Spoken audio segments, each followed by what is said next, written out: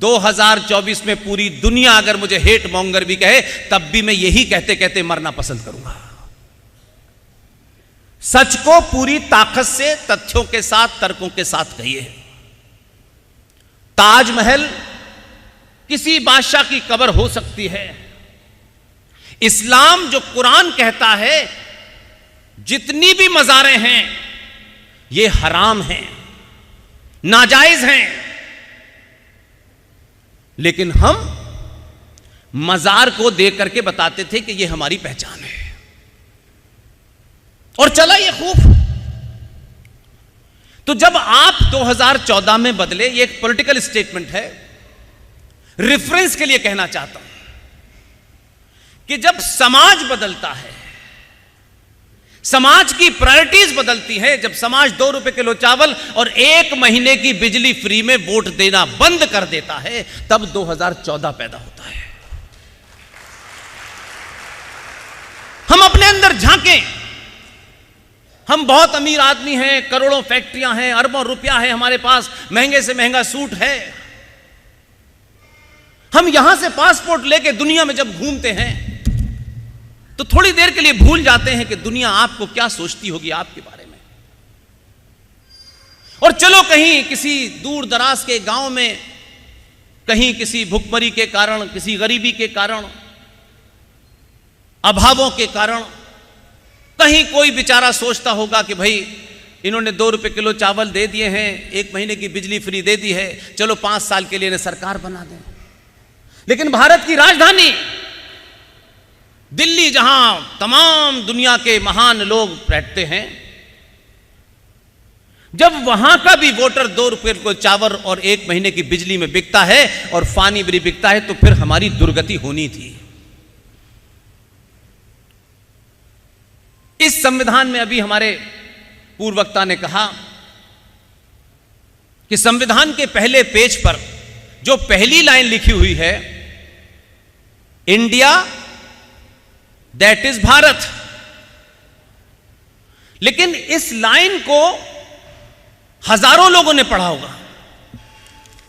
इसकी सुबह से लेकर शाम तक कई बार विवेचना हुई होगी, लेकिन जो लोग उस विपरीत परिस्थिति में भी, जब हालात बहुत अच्छे नहीं थे और इतने खराब हालात थे कि डॉक्टर राजेंद्र प्रसाद जैसा व्यक्ति सोमनाथ के मंदिर में उसके इनॉग्रेशन में जाना चाहते थे, तो फूल वाले चचा को यह अच्छा नहीं लगा,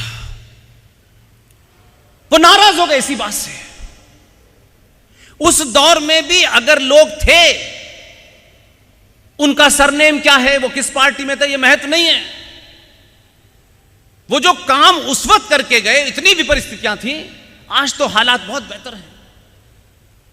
वो इंडिया दैट इज भारत शब्द को डॉक्टर राजेंद्र प्रसाद और अंबेडकर की एक जगह मंत्रणा हुई है, और दोनों ने कहा कि इंडिया दैट इज भारत, इस पे लिखा हुआ है। इंडिया तो है इस संविधान में, भारत नहीं है। और यह बात मैं खास तौर से कैलकाटा में हूं इसलिए बोल रहा हूं, क्योंकि आप इसका महत्व जानेंगे। तब दोनों ने इस बात पे यह तय किया कि संविधान करीब करीब बन चुका है, सारी डिबेट हो चुकी है, और अब इसमें कुछ बदला नहीं जा सकता। तो जो आने वाली नस्लें, नहीं हम जैसे लोगों के हाथ में वो ताकत दे के गए, जिसके कारण मैं आपके बीच में खड़े होकर बोल रहा हूं।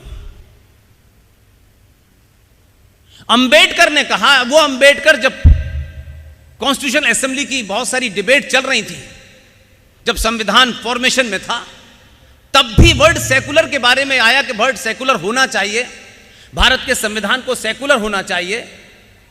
तो अयंगर साहब ने उसका विरोध किया, डॉक्टर राजेंद्र प्रसाद ने विरोध किया, खुद फूल वाले चचा ने उसका विरोध किया।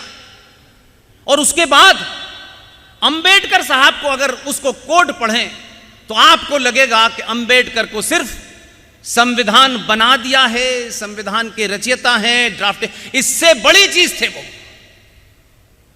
अंबेडकर ने उस डिबेट में कहा कि भारत अनादि अनादिकाल से भारत भूमि में अनेक अनेक पंथ, अनेक अनेक विचार यहां आए। उनकी पूजा पद्धति क्या है, वो कैसे करते हैं, कैसे नहीं करते हैं। लेकिन उस पूरे इतिहास को निकाल के देखें कि कभी भी भारत भूमि पर इतने पंथों के बाद भी उनकी पूजा पद्धति से विरोध करते हुए किसी का सर तन से जुदा हमने नहीं किया। अंबेडकर ने कहा कि शब्द सेकुलर भारत के संविधान में डालकर भारत की लाखों साल पुरानी सभ्यता और हमारी आस्था और परंपराओं को गहरी चोट लगेगी, लिहाजा मैं इसका पुरजोर विरोध करता हूं। धर्मनिरपेक्ष शब्द कि इस भारत के संविधान को जरूरत नहीं है। भारत की मिट्टी और इस देश के सनातनियों की नसों में सेकुलरिज्म बहता है, उसे बौना मत बनाइए संविधान में लिख करके। ये उनके वर्ड है, मेरे वर्ड नहीं है। लेकिन उन्हीं के नाम पे राज करने वालों ने भारत के प्रियम्बल में सेकुलरिज्म और सोशलिज्म डाला और वो चला। लेकिन मैं आज आपसे पूछता हूं कि जो काम अंबेडकर और डॉक्टर राजेंद्र प्रसाद ने किया, सरकारें आएंगी चली जाएंगी, सरकारें परमानेंट नहीं होती हैं। सरकारों का काम है देश चलाना। लेकिन हम सनातनी लालच, इन्फीरियरिटी कॉम्प्लेक्स, अज्ञानता के चलते दूसरों से अपनी बातों का अनुमोदन के चक्कर में सच बोलने से डरने लगे। और जब आप सच बोलते हैं तो कितना भी बड़ा विरोधी हो, देर सवेर वो आपके साथ खड़ा जरूर होगा, लेकिन आप में सच बोलते रहने की ताकत होनी चाहिए। उसी संविधान में अंबेडकर साहब ने और डॉक्टर राजेंद्र प्रसाद ने यह कहा कि अब इसमें कोई कॉमा फुल स्टॉप बदला नहीं जा सकता, लेकिन भारत को अगर जीवित करना है तो अनादिकाल में यह देश कैसे चलता था, राज्य के कैसे संबंध होते थे, मौलिक अधिकार क्या थे, तमाम सारी चीजों पर चर्चा की। और क्योंकि उसके लिए उन्हें बहुत बड़ी परमिशन नहीं लेनी थी, तो दोनों ने मिलकर के एक मंत्रणा की और आपके बंगाल में शांति निकेतन नाम की एक जगह है और वहां एक साहब से संपर्क साधा गया और उनको बुलाया नहीं कि वो आ जाएंगे तो पता चल जाएगा। उसमें से एक दूत को भेजा और संविधान की कॉपी जो करीब करीब तैयार हो चुकी थी उनको वो कॉपी दी और उनसे ये कहा कि आप इसका विस्तार रूप से पढ़ें, हर चैप्टर पढ़ें और हर चैप्टर में हजारों साल पहले हमारी सभ्यता में ये काम कैसे होते थे उसके एक चित्र के द्वारा समझाने की कोशिश करें। और आपके बंगाल के सपूत नंदलाल बोस, जो शांति निकेतन में एक बहुत बड़े आर्टिस्ट थे, उनको यह जिम्मेदारी सौंपी है। और एक मध्य प्रदेश में जगह है जबलपुर, क्योंकि इस घटना को मैं इतने कॉन्फिडेंस के साथ इसलिए नहीं बता रहा कि मैंने कहीं पढ़ लिया है। नंदलाल बोस के जो सबसे प्रिय शिष्य थे, उनकी उम्र कोई 20 साल रही होगी।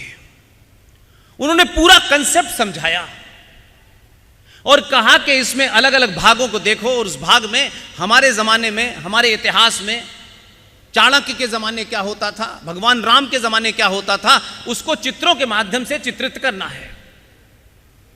मैं सैल्यूट करता हूं उन दोनों लोगों को कि कितना कमिटमेंट था। उनका नाम था विहोर राम मनोहर सिन्हा, जबलपुर के रहने वाले थे। 2007 में उनका देहांत हुआ। उनका पूरा परिवार आज है मौजूद, उनके बेटे बेटी हैं और उनके देहांत से पहले ये सब कुछ वो वर्णन करके अपने बेटे को देके गए हैं और वो सब मैं सुन चुका हूं।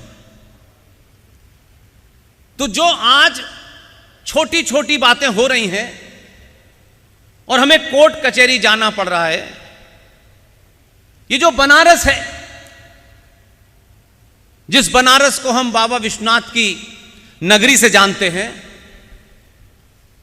बहुत आज की युवा पीढ़ी को शायद नहीं पता होगा, जहां पूजा हो रही थी,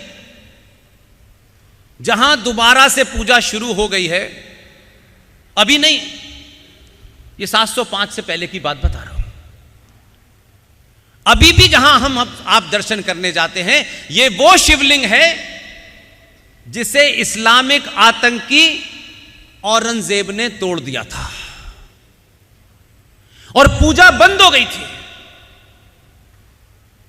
लेकिन हमारे पूर्वजों में ऐसे भी लोग थे कि एक बेटी महाराष्ट्र में पैदा हुई, उनका जीवन काल बड़ा कष्टों में रहा, पिता समय से पहले चले गए, फिर पति चले गए, और वो महाराष्ट्र की बेटी, उस वक्त इंदौर उस पूरे बड़े हिस्से का अंग था महाराष्ट्र का। इंदौर की रानी अहिल्याबाई होलकर, उनको जो पैसे अपनी मुंह दिखाई में मिले थे, ये कहानी हमने नहीं बताई, जो पैसा चांदी रुपया उनको अपनी मुंह दिखाई में मिला था, उस पैसे को लेकर के अहिल्याबाई होलकर इंदौर से चल के बनारस गई और बनारस जाकर के उस टूटे हुए शिवलिंग को पुनर्स्थापित करके और उस छतरी के ऊपर सोने की चादर चढ़ाने के बाद वहां से वापस लौटी और 705 में उनका देहांत हो गया। अब मैं अहिल्याबाई होलकर को सोचता हूं आज के पर्सपेक्टिव में, क्योंकि अभी राम मंदिर को लेकर बड़ी कंट्रोवर्सी हुई, उसमें मेरा अपना एक आर्गुमेंट है, मैं उससे पीछे नहीं हटता। लेकिन कभी कभी समय की मांग होती है। जब राम मंदिर के इनॉग्रेशन की बात थी तो मैंने देखा हमारे देश में एक अननेसेसरी कुछ तथाकथित लोग, जिनकी दुकानें बंद हो जाती हैं, वो राजनीति में नहीं भले हों लेकिन राजनीति पूरी करते हैं। कहा गया कि ये काम तो हमारे पंडितों का काम है, कोई राजा कैसे इनॉग्रेशन कर सकता है। खूब विवाद हुआ, उस पर खूब कंट्रोवर्सी हुई और उससे एक अनावश्यक कटुता फैली। कभी कभी आपके जीवन में, राष्ट्रों के जीवन में, देश के जीवन में फैसले की ऐसी घड़ी आती है, तब बहुत सारे तर्कों को पीछे छोड़ देना पड़ता है और यथार्थ स्थिति को सामने रख करके तत्काल निर्णय लिया जाता है। क्योंकि अगर वो लम्हा निकल गया, वो मूवमेंट, वो क्षण निकल गया, तो फिर आपके तर्क कितने भी मजबूत हों, फिर वापस नहीं आते हैं। अहिल्याबाई होलकर भी सवाल उठा सकती थी कि पंडितों को बुलाओ, शंकराचार्यों को बुलाओ, जब तक यहां मंत्र को उच्चारण नहीं होगा, विधि विधान से नहीं होगा, तब तक इसकी पुनर्स्थापना नहीं होगी। लेकिन वो ये जानती थी कि जिस दिन से वो तोड़ के गया है, उस दिन से बनारस में पूजा बंद हो गई थी। वो कितनी विजनरी रही होंगी, उन्होंने सोचा कि इसको पुनर्स्थापित करो, पूजा शुरू हो जाए। कहीं ऐसा ना हो कि 50 साल तक के बाद भारत का सनातनी हिंदू बाबा विश्वनाथ की नगरी को ही भूल जाए, क्योंकि बाबा तो यहां है नहीं, और अपने घर के आगे एक बाबा लगा के उसी पे पानी डालना शुरू कर देगा। इसलिए इसको जिंदा रखना है तो तत्काल तौर पे पूजा शुरू हो जाए। वो ये करके चली गई। राम मंदिर का इनॉग्रेशन, एक पूरे देश में बवाल, हर आदमी ज्ञान दे रहा है। यह नहीं सोच रहा कोई 500 साल तक जब उसे इस्लामिक आक्रांता रौंद रहे थे और उनकी नाजायज औलादें भारत में उसको बनाए रखने के लिए सुप्रीम कोर्ट से लेकर सड़कों पे निकल रही थी, तब कितने लोग निकले थे उस मंदिर को बचाने के लिए। तब कितने लोगों ने यज्ञ किया था कि नहीं, कुछ भी हो जाए यज्ञ जारी रहेगा। 500 साल में कितनी जनरेशन निकल गई है, किसी को पता ही नहीं है, इसलिए कि लोग भूल गए, पूजा बंद हो गई। तो आपकी जनरेशन पूछती है कि राम मंदिर वहां कहां था भाई? वो पूरे दौर की जनरेशन आपसे इस सवाल पूछती रही, आपके पास जवाब नहीं था। इसलिए जिस स्थिति में 22 जनवरी को जब ये राम मंदिर का इनॉग्रेशन हुआ, मैं आपको अपनी पर्सनल पीड़ा बता रहा हूं। मुझे कई लोगों ने कहा आपको वहां जाना है, मैंने कहा नहीं, सवाल ही नहीं होता। मैं 21 तारीख को पुरी में था और पुरी के शंकराचार्य को मैं मानता हूं कि जो भी वर्तमान स्थिति है वो अपनी बात बड़े तरीके से रखते हैं और चिंता नहीं करते हैं। हो सकता है बहुत लोगों का उनसे मतभेद होगा, मेरा उतना मतभेद नहीं है क्योंकि मैं उसका जानकार नहीं हूं। 21 जनवरी को मैं पुरी में मौजूद था और उनके से मिलने गया। बहुत सारे लोग बैठे हुए थे। मेरे एक युवा साथी हैं, बनारस विश्वविद्यालय से LLM करके आए हैं, मेरे साथ 24 घंटे रहते हैं, ओम नरेश यादव यहीं बैठे होंगे। ओम ने कहा कि भाई साहब ये बहुत गुस्सा करने वाले हैं, आप जा रहे हो।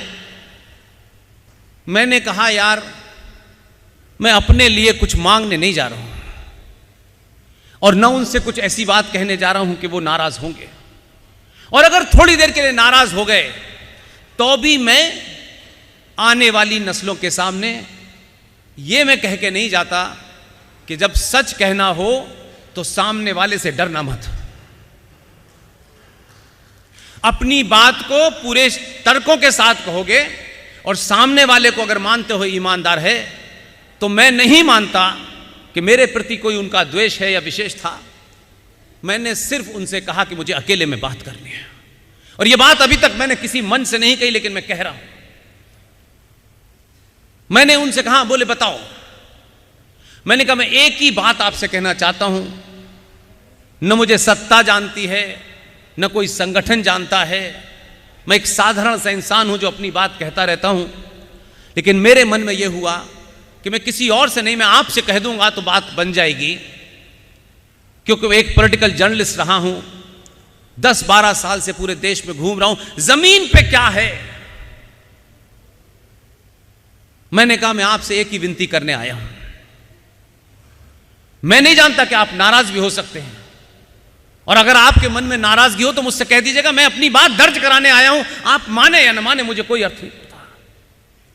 मैं अपनी भूमिका जो लेके दिल्ली से आया हूं वो कर दूं, आप मानेंगे नहीं मानेंगे, नाराज होंगे, कोई नहीं होगा। मेरे मन में यह होगा कि मैं उस समय खड़ा होकर के मैंने बोला।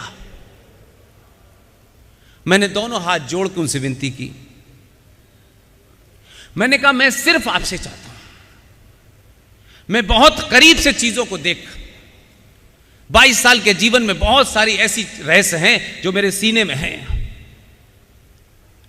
लेकिन 500-700 सालों के बाद ये एक ऐसी घड़ी आई है जिसमें समय बहुत कम है। आपसे विनती करता हूं कि मात्र 24 घंटे के लिए मौन व्रत धारण कर लीजिए। मैं आपको कुछ समझा नहीं सकता कि मेरी कोई आपके सामने हैसियत ही नहीं है, मैं नविश विषय का जानकार हूं। तो देखिए, मैं नहीं जानता, वो उठे, लोगों ने मुझे बाद में बताया ऐसा होता नहीं है। मैं थोड़ा सा इस बात से परेशान था कि पता नहीं इनकी प्रतिक्रिया क्या होगी। मैंने कहा सिर्फ मैं 24 घंटे कह रहा हूं, ये पूजन जैसे ही समाप्त हो आपको जो कहना है कहिए, लेकिन आपके कहने से पूरे विश्व में एक गलत मैसेज जा रहा है। वो उठे और अपने गले की रुद्राक्ष माला मेरे गले में डाली, मैं चला आया। मैंने अपने सारे दोस्तों से कहा कि देखो टेलीविजन में देखता नहीं हूं, मुझे बताना 24 घंटे तक पुरी के शंकराचार्य मौन रहे हैं। फिर उनसे मैंने कहा कि राजा के पास समय कम है, शत्रु सामने खड़ा है, इलेक्शन सर पे है, अगर कुछ इधर से उधर हो गया तो इसका इनॉग्रेशन सालों टल जाएगा। नमस्कार दोस्तों, बीसीआर न्यूज़ में आपका स्वागत है। मैं हूं आपका होस्ट एंड दोस्त अजय शास्त्री। उम्मीद है आपको ये हमारा वीडियो अच्छा लगा होगा, तो आप इसको शेयर कीजिए और लाइक कीजिए और साथ-साथ हमारे चैनल को सब्सक्राइब भी कीजिए। जी हाँ, ऐसे ही नए वीडियो के साथ फिर आपके साथ हाजिर होंगे। तब तक के लिए आपसे अलविदा लेते हैं। भारत माता की जय, वंदे मातरम। जय हिंद दोस्तों।